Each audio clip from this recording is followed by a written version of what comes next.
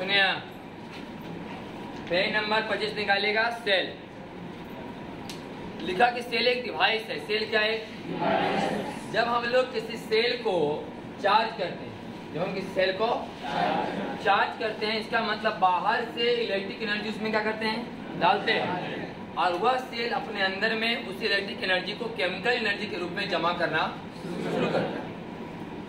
तो बात है कि जब किसी सेल को हम लोग चार्ज करते हैं तो इलेक्ट्रिक एनर्जी कन्वर्ट हो रहा है किसमें? Chemical energy.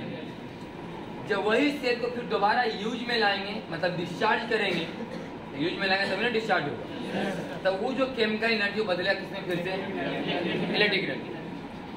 तो सेल के बारे में यही दिखाया गया कि सेल एक डिवाइस है। जब वह चार्ज होगा तो इलेक्ट्रिक एनर्जी कन्वर्ट हो रहा है केमिकल एनर्जी में, और जब वह डिस्चार्ज होगा तो केमिकल एनर्जी फिर से बदलेंगे इलेक्ट्रिक एनर्जी। यही बात दिखाया गया है कि it is a device which convert chemical energy into electric energy during discharging.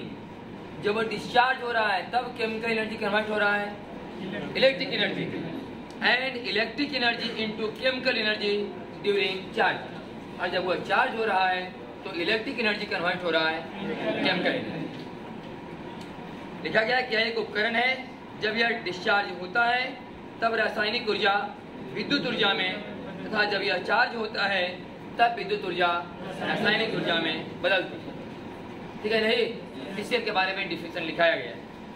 आगे लिखा हुआ कि there are 2 types of cell, primary cell और सेकेंडरी सेल। सेल दो तरह के हैं, प्राइमरी सेल और प्राइमरी सेल उसको बोला जाएगा जो एक बार डिस्चार्ज हो गया तो फिर से उसे दोबारा चार्ज नहीं किया जा सकता। इसी का बोलेंगे हम लोग प्राइमरी सेल। प्राइमरी सेल प्राथमिक सेल, वह सेल जिसको एक बार डिस्चार्ज कर दिया जाए फिर दोबारा उसको यूज में ला पाना संभव फिर से चार्ज नहीं कर सकते। जैसे कि हम लोग टॉर्च वाला बैटरी, एवरेडी, निप्पो जो भी आता है, शक्ति, जो बैटरी का आ रहा सब क्या है? एक बार डिस्चार्ज हो गया फिर दोबारा चार्ज उसे नहीं किया जा सकता। ऐसा क्या वोल्ट का बैटरी होता है सर? 1.5 वोल्ट। कितना होता है सभी? 1.5 वोल्ट का बैटरी होता है सभी। मतलब इस तरह के बैटरी का उपयोग आप लोग वहां कर सकते हैं जहां पर आपको कम पोटेंशियल डिफरेंस चाहिए, कम वोल्टेज चाहिए। जहां पर बहुत ज्यादा वोल्टेज चाहिए वहां पर प्राइमरी सेल का उपयोग आप नहीं कर सकते। तो प्राइमरी सेल का मतलब बताया गया कि प्राइमरी सेल वह सेल है जिसको एक बार डिस्चार्ज कर दिया जाए तो फिर से उसे दोबारा रिचार्ज नहीं किया जा सकता। और इसका उपयोग हम लोग कहाँ करेंगे? वहां पर जहां पर हमें कम पोटेंशियल डिफरेंस की आवश्यकता पड़ती है, कम वोल्टेज की आवश्यकता पड़ती है। 1.5 वोल्ट, 3 वोल्ट, है कि नहीं? बड़ा बड़ा टॉर्च रहता तो 4 बैटरी वाला, 5 बैटरी वाला मुश्किल से, है कि नहीं? तो 1.5 उन्हें 4 कितना हो गया? 6 वोल्ट, सही कि नहीं? तो इस तरीका से जो भी है लो पोटेंशियल डिफरेंस जहां जहां हमें चाहिए वहां पर हम लोग प्राइमरी सेल का उपयोग करते हैं। दूसरी बात इसमें क्या है, ध्यान से जरा समझिएगा। पीछे हम लोग पढ़ाए थे कि कंडक्टर में जो है आवेश का प्रवाह कौन करवाते हैं? Free electron. पीछे कहीं बात हुआ था कि कंडक्टर में आवेश का प्रवाह कौन कराते हैं? उसे बोलते हैं चार्ज कैरियर्स। चार्ज इलेक्ट्रॉन को बोलते हैं चार्ज कैरियर्स। किसका? कंडक्टर का। और सेमीकंडक्टर में electron and hole, electron and semiconductor में पढ़ाया गया होगा कि इलेक्ट्रॉन और होल क्या है? हमारे चार्ज कैरियर्स हैं। फिर हम लोग पढ़ाए थे कि बात और इलेक्ट्रोलाइट, तीनों पॉइंट देखिए लिखा हुआ पीछे कहीं। इलेक्ट्रोलाइट्स में कौन होते हैं? आयन। कौन होते हैं? आयन। तो बैटरी के अंदर में केमिकल होता है, उस केमिकल को बोलते हैं इलेक्ट्रोलाइट्स, वैद्युत अपघट्य पदार्थ। जो बैटरी के अंदर में केमिकल होते हैं उसको बोलते हैं इलेक्ट्रोलाइट्स, वैद्युत अपघट्य पदार्थ। और उसी में आयन्स होते हैं। उसी में जब हम लोग करंट का पूरा सर्किट पूरा करते हैं तो आयन चलना शुरू करता है। तो जो केमिकल है उस आयन को चलने में रुकावट पैदा करता है, और हर एक रुकावट को हम लोग रेजिस्टेंस कहते हैं। आपको बताया कि जब इलेक्ट्रॉन चलते हैं कंडक्टर के अंदर में तो आपस में चलने के दौरान क्या होते हैं? टकराते हैं, जिससे उनके चलने में रुकावट पैदा होता है, और उसकी तरह से क्या पैदा होता है? रेजिस्टेंस। उसी तरीका से जो इलेक्ट्रोलाइट्स है, वैद्युत अपघट्य पदार्थ जिसे हम बोल रहे हैं, उसके अंदर में आयन्स होते हैं। वो जब आयन चलना शुरू करते हैं तो चलने में कुछ रुकावट पैदा वहां भी होता होगा, इसलिए वहां भी कुछ न कुछ प्रतिरोध जरूर होता है। तो हर एक सेल के अंदर में अपना इंटरनल रेसिस्टेंस होता है। कौन रेसिस्टेंस? इंटरनल रेसिस्टेंस, आंतरिक प्रतिरोध, जो बैटरी के अंदर में ही है। और वो कहाँ से आया है? उसके इलेक्ट्रोलाइट्स से, उसके वैद्युत अपघट्य पदार्थ से जो उसके अंदर में केमिकल मौजूद है उसके चलते पैदा हुआ है। बस मैं कह रहे हर एक सेल के अंदर में जो इलेक्ट्रोलाइट्स हैं, वैद्युत पदार्थ हैं, जो केमिकल उसमें मौजूद हैं, उसके अंदर जब आयन चलते हैं तो चलने में रुकावट पैदा होता है, उसे बोलते हैं रेसिस्टेंस। मतलब कि हर एक सेल के अंदर में एक अपना रेसिस्टेंस खुद का भी होता है। सेल भी तो एक डिवाइस है ना, तो उसके अंदर ही अपना रेसिस्टेंस है, तो बोलते हैं इंटरनल रेसिस्टेंस। तो जो प्राइमरी सेल है उसका इंटरनल रेसिस्टेंस का मान ज्यादा होता है। प्राइमरी सेल का इंटरनल रेसिस्टेंस ज्यादा होता है, इसका पोटेंशियल डिफरेंस कम होता है। इसको एक बार पूरा डिस्चार्ज कर देने का फिर से दोबारा चार्ज। ये प्राइमरी सेल का कहानी। प्राइमरी सेल वह सेल है जिसको एक बार डिस्चार्ज कर दिया जाए दोबारा चार्ज नहीं होगा। उसके अंदर का इंटरनल रेसिस्टेंस का वैल्यू थोड़ा ज़्यादा होगा और उसका उपयोग हम लोग वहाँ करेंगे जहाँ हमें कम पोटेंशियल डिफरेंस का रिक्वायरमेंट होगा, जरूरत होगा। ये बात लिखा गया है प्राइमरी सेल में। It can not be recharge after discharging, लिखा हुआ है नीचे। It can not be recharge after discharging, it's internal resistance is very high. है लिखा ना, इसका आंतरिक प्रतिरोध क्या होता है? उच्च होता है, अधिक होता है।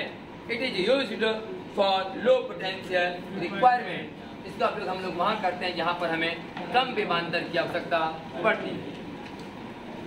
हिंदी में लिखा गया इसे डिस्चार्ज होने के बाद पुनः चार्ज नहीं किया जा सकता। इसका आंतरिक प्रतिरोध उच्च होता है, इसका उपयोग कम विभवांतर के लिए किया जाता है। आगे लिखा हुआ है सेकेंडरी सेल। सेकेंडरी सेल का दूसरा नाम है एक्यूमुलेटर। ये आप पीछे ही पढ़ सकते हैं, पीछे नंबर पेज में, पेज नंबर 25 में, जहाँ पर लिखाया गया था कि सेल दो तरह के होते हैं, प्राइमरी सेल और सेकेंडरी सेल। तो सेकेंडरी सेल का एक दूसरा नाम लिखा गया होगा एक्यूमुलेटर। सेकेंडरी सेल का दूसरा नाम है एक्यूमुलेटर। तो सेकेंडरी सेल क्या है? वह सेल जिसको एक बार डिस्चार्ज कर दिया जाए तो पुनः चार्ज किया जा सकता है, उसे बोलते हैं सेकेंडरी सेल। और इसका इंटरनल रेजिस्टेंस का वैल्यू कम होता है और इसका पोटेंशियल डिफरेंस का वैल्यू, इसलिए इसका उपयोग हम लोग वहाँ करते हैं जहाँ पर हमें ज़्यादा विभवांतर चाहिए। तो ऐसा बैटरी क्या है? सब सेकेंडरी सेल है ना। ऐसा वास्तव में बैटरी है, सेल नहीं है। हम लोग बैटरी उसको बोलते हैं जब ढेर सारे सेल आपस में जोड़ दिए जाते हैं, क्या बोलते हैं हम लोग? बैटरी। जब सिंगल यूनिट होता है तो उसे सेल बोलते हैं, जब 2-3 यूनिट जोड़ दिया जाए तो क्या बोलते हैं? उसे बैटरी बोलते हैं। तो खैर हम बैटरी बोलते हैं, लेकिन क्या सेकेंडरी है नहीं, इसे दोबारा चार्ज किया जा सकता है। तो सेकेंडरी सेल का डिफिनेशन नहीं है कि वैसा सेल जिसे हम लोग एक बार डिस्चार्ज करें तो फिर से चार्ज कर सकते हैं। इसका इंटरनल रेजिस्टेंस का वैल्यू कम होता है और इसका पोटेंशियल डिफरेंस का वैल्यू हाई होता है। इसका उपयोग हम लोग वहाँ करते हैं जहाँ पर हमको हाई पोटेंशियल डिफरेंस का रिक्वायरमेंट होता है। दिखाया गया सेकेंडरी सेल में। इसका दूसरा नाम एक्यूमुलेटर है। It can be recharge after discharging, इसे डिस्चार्ज करने के बाद पुनः चार्ज किया जा सकता है। इट्स रेजिस्टेंस इज लो, इसका रेजिस्टेंस क्या होता है? कम। रेजिस्टेंस मतलब इंटरनल रेजिस्टेंस, आंतरिक प्रतीक, जो कहाँ से आता है? उसके इलेक्ट्रोलाइट्स से, उसके अंदर जो वैद्युत घट्य पदार्थ हैं उसके कारण पैदा होता है एक रेजिस्टेंस। लेकिन ई रेजिस्टेंस का वैल्यू इसके अंदर में क्या होता है? कम होता है।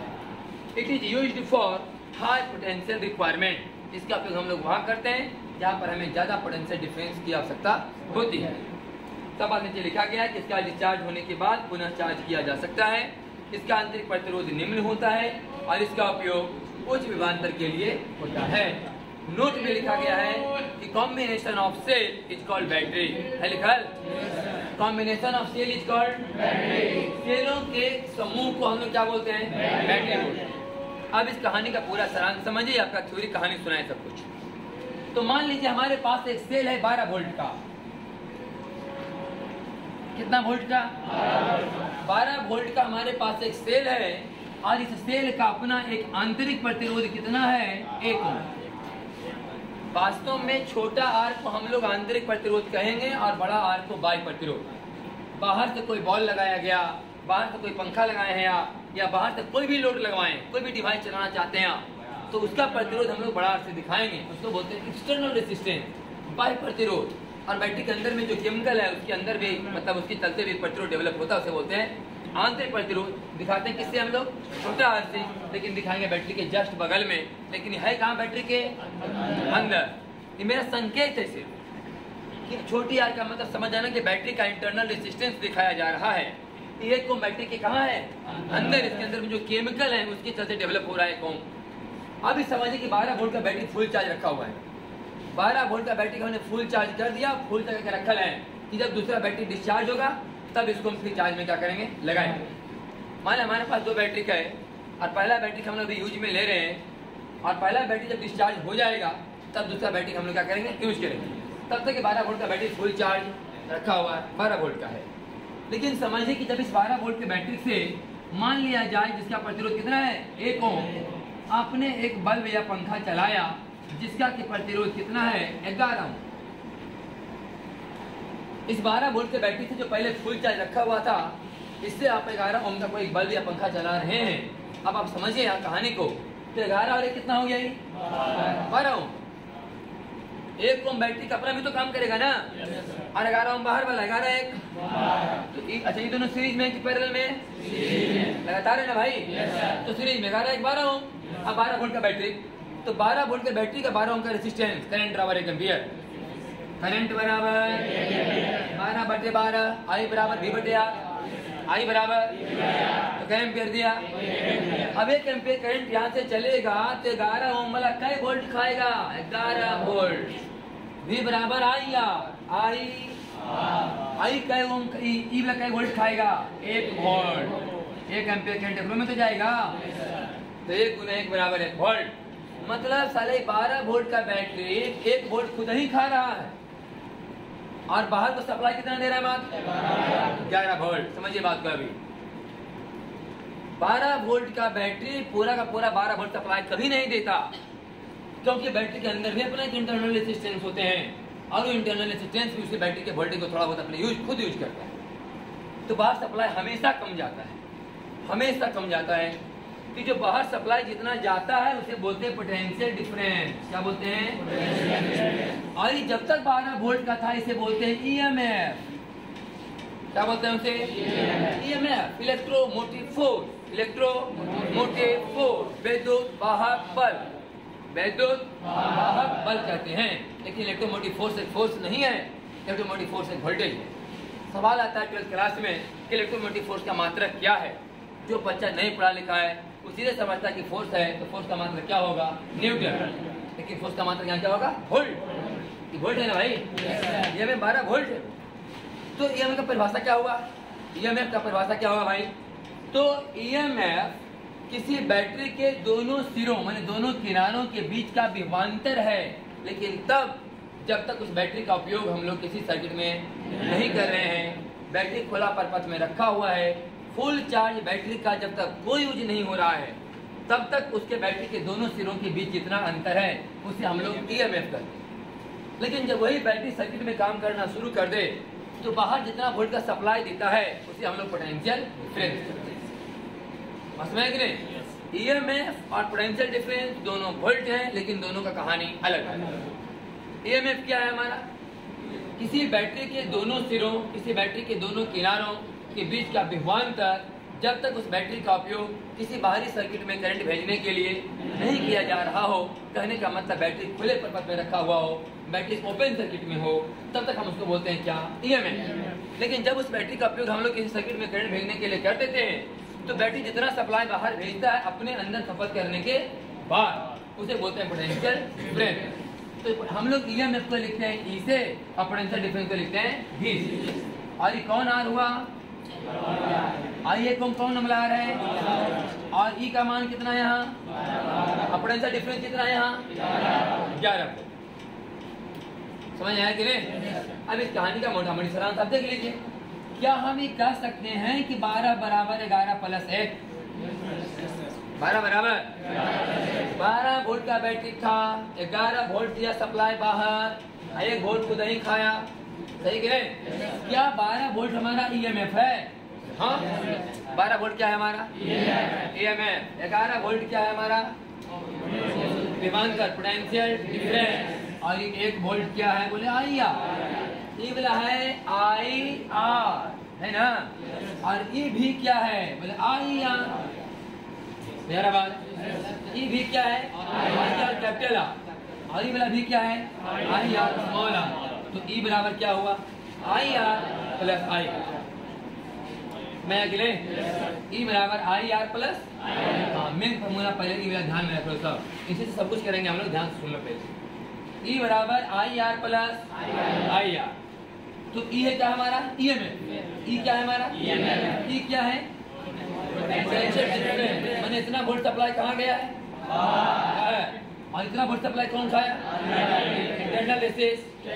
इंटरनल एसिस कितना खाया आई बाहर कितना गया आई कैपिटल और ये आई स्मॉल, अब कुल मिलाकर वोल्टेज कितना है 12, इसे बोलते हैं ईएमएफ। लेकिन ये आई आर का मतलब क्या लिखा हुआ है ध्यान समझना, आई आर बराबर भी आई आर बराबर भी और ई बराबर I R plus I R, तो आई बराबर लिख सकते हैं यहाँ से ई बटे R plus R. Main formula अगर आपको पता रहेगा तो हम लोग इसमें से कहीं कहीं घुमाते रहेंगे आपको बस। तो ई बराबर I R plus I R, तो आई बराबर ई बटे आर प्लस आर। आप चाहे तो यहाँ से लिख सकते हैं कि आई बराबर भी बटे आर, और बोल आई बराबर और आई बराबर ई बटे आर प्लस, कहने वाला ये भी कर सकता है कि ई बटे आर प्लस आर बराबर भी बटे आर, सही कि नहीं? ई बटे आर प्लस आर बराबर भी बटे मेन फॉर्मूला आपको ये ध्यान रखना है कि ईएमएफ का दो टुकड़ा हुआ, जो बैटरी के अंदर वोल्टेज था दो टुकड़ा हुआ, एक बाहर सप्लाई और एक अंदर खुद खा गया। तो जो खुद खाया वो आई इंटू स्मॉल, जो बाहर सप्लाई गया वो आई इंटू कैपिटल आर, और आई इंटू कैपिटल आर बराबर भी, तो यहाँ से आई बराबर भी बटे या आई बराबर ई बटे आर प्लस ई बटे आर प्लस आर बराबर भी बटे आर। कहानी पूरा समझ में आया कि नहीं? तो ईएमएफ बड़ा हुआ कि पोटेंशियल डिफरेंस, ईएमएफ क्या वोल्ट है यहाँ, पोटेंशियल डिफरेंस बड़ा कौन हुआ?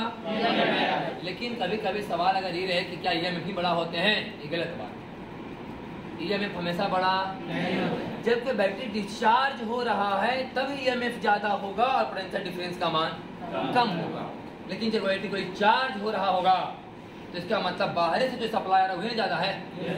तो बैटरी चार्ज हो रहा है इसका मतलब बाहर में सप्लाई, हाँ बाहर वोल्टेज ज्यादा है अंदर में वोल्टेज, तब ना हाई से कहाँ जा रहा है लो वोल्टेज।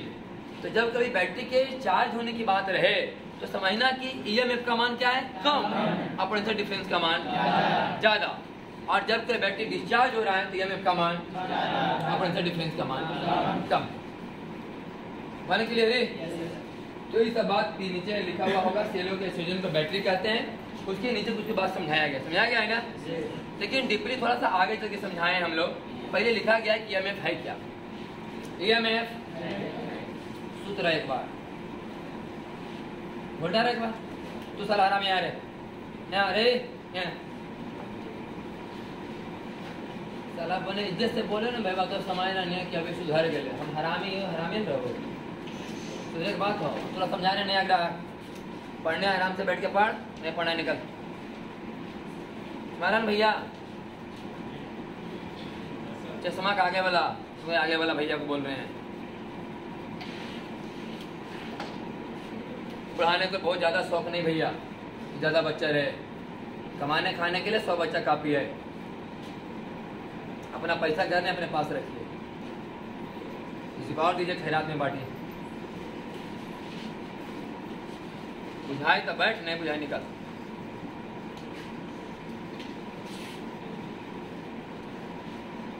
हम चिल्ला चिल्ला के साला बक रहे हैं किसके लिए? मेरा पाल कुत्ता काटा है।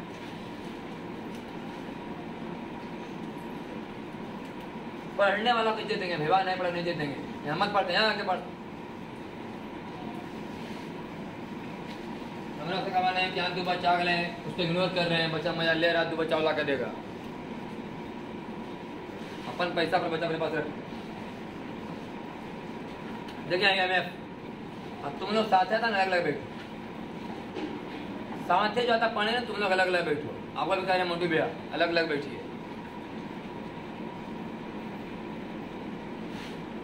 गोतियारे बजाना है, घर में जाके बुलाइए, 15 दिन घर में रखी। क्या हो भाई हमारे नाश्ता पानी दिन भर चलते 15 दिन। गार्जियन तुरंत बोला कि सरकार लेके चले नहीं अरे क्या कमा में हमारा ना बाहर पड़ रहे है। तब कि मेरी दोस्ती का ग्राहक था, लॉकडाउन में जरा पास खाए के नहीं जाते दोस्त के पास कि थोड़ा भाई बात दिक्कत अगले बाबूजी के तो पैसा दे तो दे दे। जब तक बाबूजी का पैसा है, बाबूजी पकड़े पैसा दे रहे हैं, तब तक दोस्तों काम में आ रहा है। जिस दिन बाप से की जो पैसा छीना जाएगा ना, कुत्ता नहीं पूछेगा, दोस्त क्या पूछेगा। दोस्ती भी वहीं तक ठीक है जहां तक अपना कुछ आगे बढ़ते हुए कुछ हो। अपना पैसा रहे तो खूब दोस्ती करना, बुढ़ाना। तुम झुक रहे हैं फिर बतवाना। देखिए इलेक्ट्रोमोटिव फोर्स के बारे में चर्चा बहुत कुछ कर दी है, बस ये बात जो लिखा हुआ है उसको समझा रहे हैं। लिखा हुआ किसी बैटरी के सिरों के बीच के विभव का अंतर, किसी बैटरी के दोनों किनारों के बीच के विभव का अंतर। ये बात कितना बात समझते थे भाई कि 12 वोल्ट के मतलब रहने वाला वोल्टेज और रहने वाला वोल्टेज का अंतर। तब उस समय दोनों किनारों का अंतर जब बैटरी का भी यूज नहीं किया जा रहा था, यूज किया जा रहा था, तब जो अंतर कहलाएगा EMF। वही लिखा है किसी बैटरी के सिरों के बीच के विभव का अंतर जब इसका उपयोग किसी परपथ में विद्युत धारा भेजने में नहीं किया जाता है, अर्थात वह खुले परपथ में हो। ओपन सर्किट है ये, क्या है और ये क्लोज सर्किट। जब कोई बैटरी ओपन सर्किट में है तब बैटरी के दोनों सिरों के बीच के विभव का अंतर हमारा क्या कहलाएगा EMF, इलेक्ट्रोमोटिव फोर्स। ये कोई फोर्स वगैरह क्या है, हमारा वोल्टेज है, इसका मात्रक वोल्ट होगा। वैसे बात लिखा गया है, इट इज डिफाइंड है potential difference across terminal of a battery where it is not used to send current in external circuit. जब तक इसका उपयोग बाहरी सर्किट में करंट भेजने के लिए नहीं किया जा रहा है, तब तक बैटरी के दोनों किनारों या सिरों के बीच के विभवांतर को हम लोग EMF करते हैं। और बाकी बगल में हाँ एक चीज बताना भूल गया आपको, कभी कभी क्वेश्चन का एक लैंग्वेज होता है लिखा हुआ ना कि आइडियल बैटरी, क्या लिखा रहेगा आपको, तो खुद ही समझ जाना कि R बराबर 0, R बराबर 0। ऐसा कोई बैटरी का आता जीवन में बना नहीं है। लेकिन मान लो जब क्वेश्चन का लैंग्वेज बोलेगा कि आइडियल बैटरी, तो मान लेना कि हर एक बैटरी के बारे में उस बैटरी के बारे में बात किया जा रहा है जिसका इंटरनल चेंज का मान मैंने वैसा बैटरी तो अपने खुद ही 1 वोल्ट खाने वाला पूरे 12 वोल्ट का 12 वोल्ट सप्लाई देगा, वो पूरे 12 का 12 वोल्ट। हम लोग जो 10वां क्लास के लेवल में पढ़ते हैं कभी नहीं इसके बारे में चर्चा किया जाता हो, कभी चर्चा कि बैटरी का प्रतिरोध है ऐसे बारे में चर्चा होता ही नहीं। तो सिंपल समझते हैं कि 12 वोल्ट है तो 12 वोल्ट दिया इसको, है कि नहीं। वहां पर पोटेंशियल डिफरेंस बोलते हैं इसको कि 12 वोल्ट पोटेंशियल डिफरेंस है बैटरी का। लेकिन अगर हम यहाँ पर 1 ओम लिख दें तो 12 वोल्ट पोटेंशियल डिफरेंस नहीं, क्या है EMF। हाँ ये बात जरूर है, हम इस कहानी को चाहे तो दूसरे ढंग से फिगर बना सकते हैं, जरा ध्यान से समझिएगा। हम चाहे तो फिगर ऐसा बना सकते हैं, दोनों का एक ही मतलब हुआ ही कि 1 ओम 12 वोल्ट 11 ओम करंट बराबर 1 एम्पियर। हम चाहे तो ऐसे लिख सकते हैं कि 11 वोल्ट 11 ओम करंट बराबर 1 एम्पियर। 11 वोल्ट क्या है, पोटेंशियल डिफरेंस। मैंने हम बता रही हो कि बैटरी का EMF खर्चा उर्चा करके खा पी के जो बचा वो वाला लिखा रही 11 वोल्ट, है कि नहीं। देखो ना ये लिखा है V, आई लिखा है EMF ना, ये क्या लिखा है आई की लिखा है। देखो यहाँ पर अगर तुम देखो तो I बराबर V बटे, यहाँ से समझो तो I बराबर E बटे R प्लस, है कि नहीं।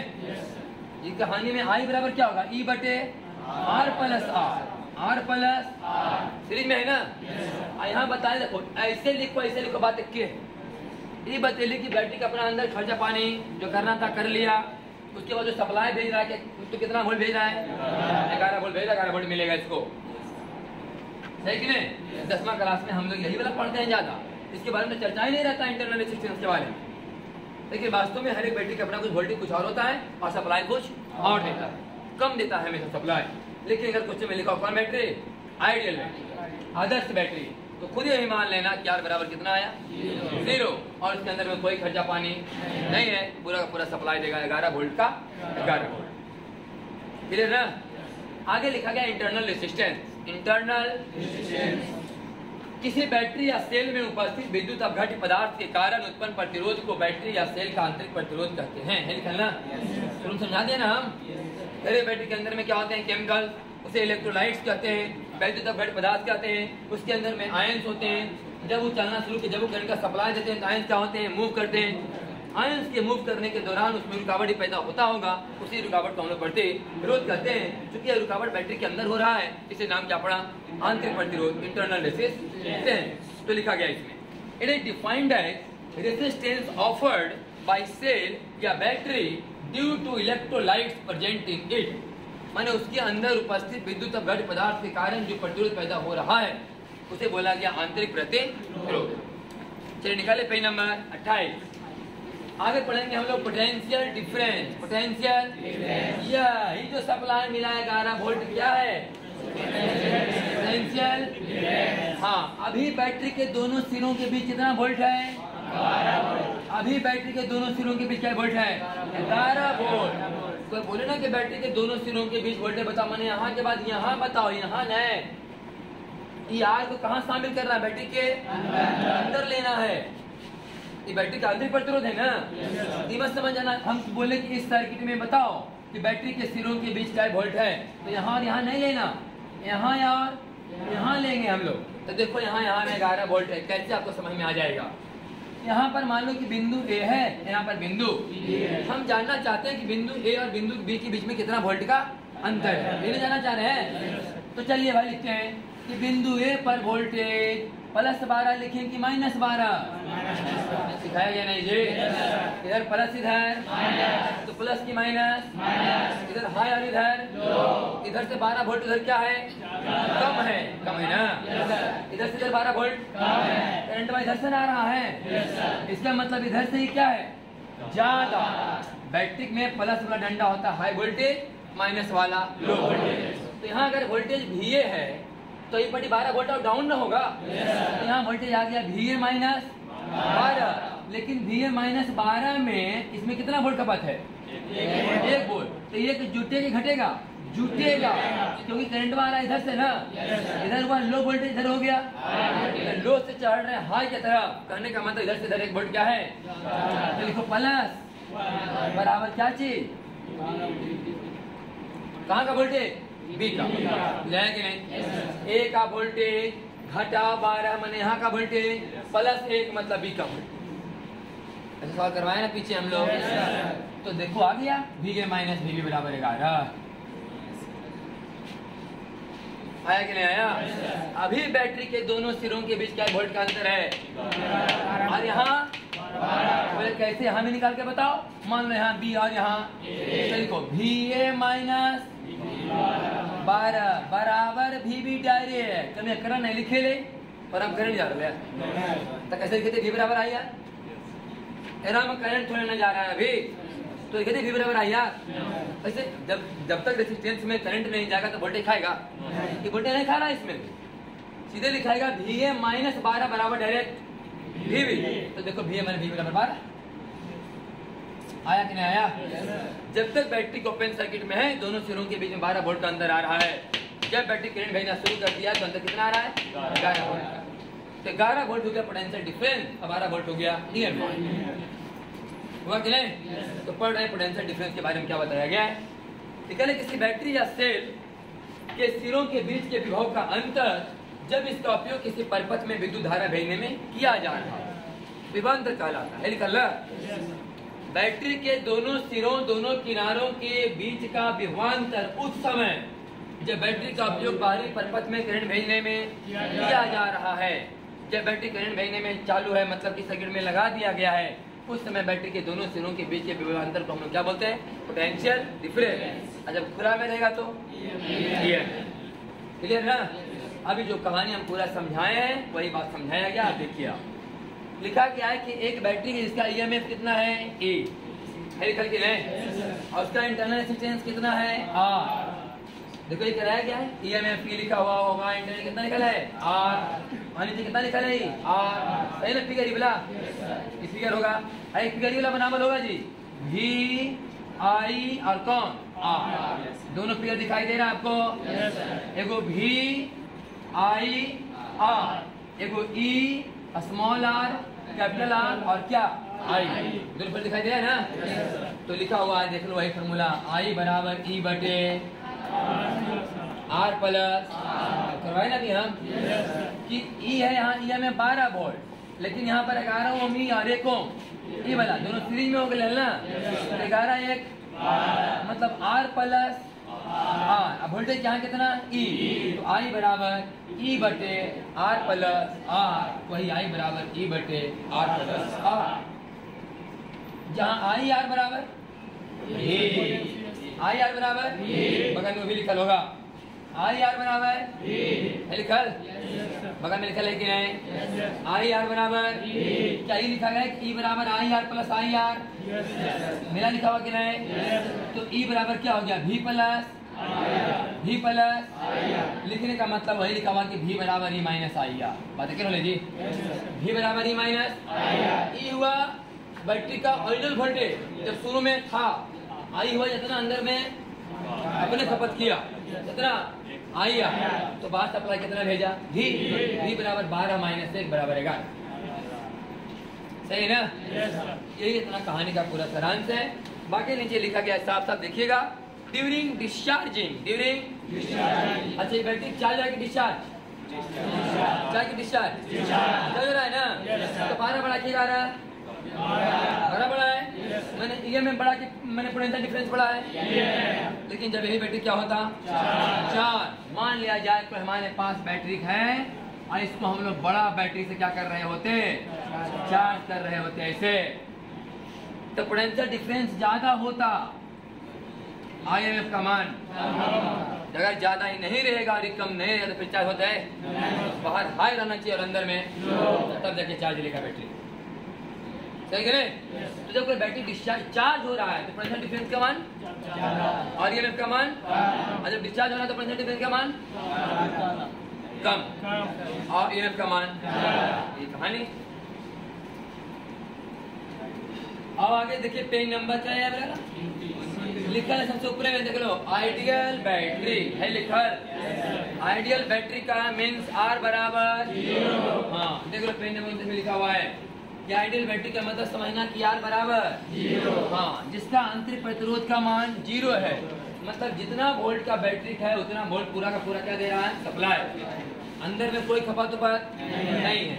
और अगर बैटरी आइडियल नहीं है तो इस बात का गारंटी है कि जितना वोल्ट का बैटरी है उतना कभी सप्लाई नहीं देगा, हमेशा उससे क्या देगा कम। इसलिए हम लोग बोलते हैं कि जब कोई बैटरी डिस्चार्ज हो रहा है तो EMF का मान ज्यादा होगा और पोटेंशियल डिफरेंस का मान कम होगा। अभी जो कुछ भी हम पढ़े लिखे सुने उस पर एक सवाल कराया गया है। सवाल लिखा है कि बैटरी का EMF कितना है 4 वोल्ट, उसका आंतरिक प्रतिरोध 0.6 और बाहर से जो सप्लाई लगाया गया 7.4 ओम। बताओ कि किसी का मान करेंट पोटेंशियल डिफरेंस जितना बर्बादी वो खुद किया और करंट का मैक्सिमम मान कितना होगा। 4 सवाल है इस क्वेश्चन में। एक बैटरी कितना वोल्ट का एक बैटरी 4 वोल्ट का अंदर का प्रतिरोध क्या ओम 0.6 ओम 4 वोल्ट के साथ ही हमेशा रहेगा। अलग अलग क्योंकि बैटरी का इंटरनल रेजिस्टेंस है। बैटरी दिखाना है भाई तो साथ साथ दिखाना पड़ेगा आपको। ऐसा नहीं कि 4 वोल्ट दिखाने लगे दिखेबे नहीं किए तो बैटरी के अंदर तो आपको पूरी बात दिखाना पड़ेगा। 4 वोल्ट हो गया EMF भाई हो गया कितना R। अब इसको जोड़ा जाता है वोल्ट से नहीं कितना ओम से 7.4 ओम से। देखिए इसको जोड़ा जा रहा है 4 वोल्ट का बैटरी जिसका खुद का प्रतिरोध 0.6 ओम है, इसको जोड़ा गया किसी बल्ब या किसी पंखा से जिसका प्रतिरोध 7.8। कौन R हुआ वही कौन R हुआ वही क्या हुआ EMF। सही कि नहीं? आप देख लो करंट कितना जाएगा इसमें 7.4 और 0.6 बराबर 8 कितना हुआ 8 हुआ ना। सीरीज में कि पैरेलल में 8। तो बोलो करंट बराबर 4/8 0.5। तो एक आंसर आ गया 0.5 एम्पियर। सही है? अब बोल 0.5 गुने 7.4 करें तो नहीं निकलेगा क्या वोल्ट खाया। V बराबर आई यार V बराबर 74 का 3.4 नहीं बोले जी 7.4 गुने 0.5 बराबर 3.4 कौन सी वोल्ट। ये पोटेंशियल डिफरेंस है। क्या है जितना बाहर सप्लाई गया 3.7 वोल्ट और 0.5 गुना किससे होगा? तो आएगा 0.3 वोल्ट। नहीं तो जी 0.6 गुना होगा 0.5 से। भी बराबर आई यार, भी बराबर आई यार, भी बराबर आई यार 0.3 वोल्ट। ये लॉस कितना किया? 0.3 वोल्ट। नहीं हुआ? 3.7 वोल्ट सप्लाई भेजा, 0.3 वोल्ट अपने अंदर में आ गया, बर्बाद किया ही, तो मेरा क्या वोल्ट हुआ? सही कि नहीं? सवाल यह है कि बताओ करंट का मैक्सिमम मान क्या होगा? करंट का तो मैक्सिमम मान किसे निकालेंगे हम लोग? मैक्सिमम मान बराबर, देखो पहले दो तरह का यहाँ बात है। करंट यहाँ से मैक्सिमम तब देगा जब यार यहाँ से क्या कर देंगे? हटा देंगे, है कि नहीं? डायरेक्ट बैटिकिया के जोड़ देंगे अपने में, एक किनारा से एक किनारा, डायरेक्ट दोनों तरफ को टच करा देंगे हम। ई पोल से लाएंगे एक तरह, ई पोल से दोनों को टच करा देंगे। बस मैंने कि नहीं? ये तो हम बाहर से ना जोड़े, इसको हटाना संभव है, हटाना संभव है। जो छोम तो अंदर में है ना, वो हटा पाना संभव, ये तो हम जोड़े बाहर से 7.4।